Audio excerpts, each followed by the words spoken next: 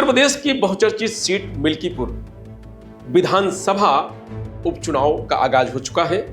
मुख्यमंत्री योगी आदित्यनाथ ने भारतीय जनता पार्टी की तरफ से जिम्मेदारी संभाल रखी है और जीत की पूरी उम्मीद जता रहे हैं, लेकिन भारतीय जनता पार्टी के नेता ही उनकी मुसीबत बने हुए हैं।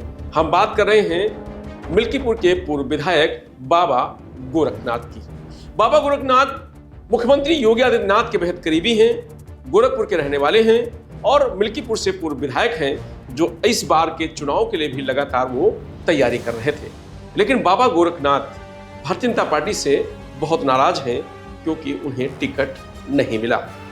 बाबा गोरखनाथ लगातार मिल्कीपुर की जनता की सेवा में जुटे हुए थे, तैयारी कर रहे थे और जो 2022 में चुनाव हारे थे उसका बदला लेने के लिए ये 2025 के उपचुनाव में वो अवधेश प्रसाद के बेटे अजीत प्रसाद को किसी हाल में भी जीतने नहीं देना चाह रहे थे। ऐसी उनकी मंशा थी, ऐसी उनकी तैयारी थी और इसीलिए वो लगातार वहां पर जुटे हुए थे, चुनाव प्रचार भी कर रहे थे और उनको ये उम्मीद थी कि जिस दिन बीजेपी प्रत्याशी घोषित करेगी उनका ही नाम होगा। लेकिन जब बीजेपी ने प्रत्याशी घोषित किया तो बाबा गोरखनाथ का नाम कहीं नहीं था। इस बात से बाबा गोरखनाथ सदमे में हैं, नाराज हैं।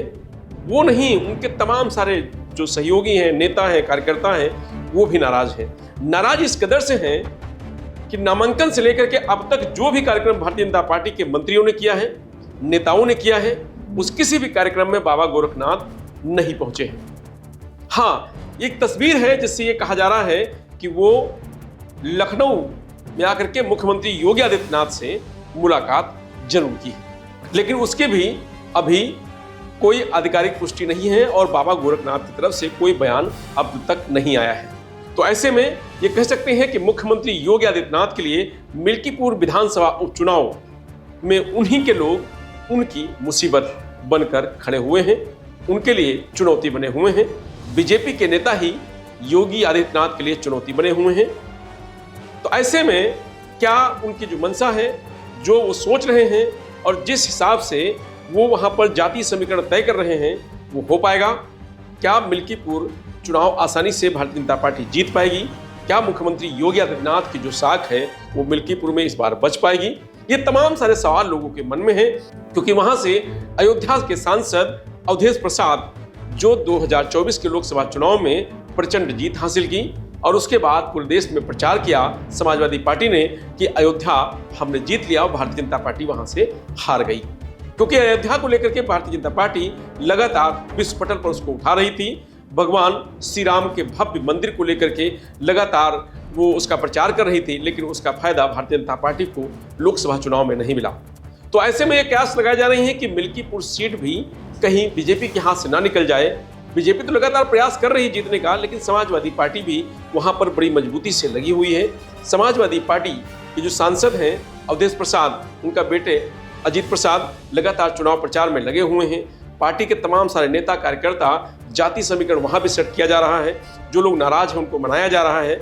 लेकिन भारतीय जनता पार्टी की अगर बात करें तो वहां वो एक धड़ा नाराज है जो वहां इससे पहले विधायक रह चुका है, तो वो ज्यादा बड़ी नाराजगी है। बात अलग है कि मनाने का प्रयास लगातार किया जा रहा है।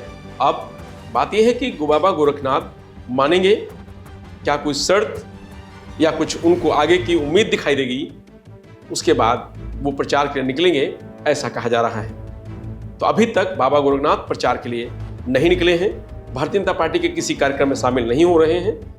ये कहा जा रहा है कि अगर बाबा गोरखनाथ से बात नहीं बनती है और वो नाराजगी उनकी दूर नहीं होती है, तो ऐसे में ये बड़ी चुनौती होगी भारतीय जनता पार्टी के लिए मिल्कीपुर उपचुनाव में, और इसका फायदा समाजवादी पार्टी को सीधा सीधा मिल सकता है, क्योंकि वहां पर मुकाबला समाजवादी पार्टी और भाजपा में ही नजर आ रहा है।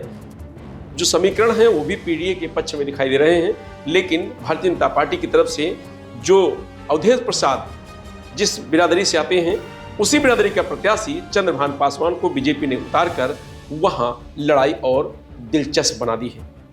लेकिन सपा हो या भाजपा, दोनों के लिए चुनौती अपने ही मिल्कीपुर सीट पर बने हुए हैं। अब देखना यह होगा कि जनता का रुख किधर जाता है और किसको वहां विधायक चुनती है।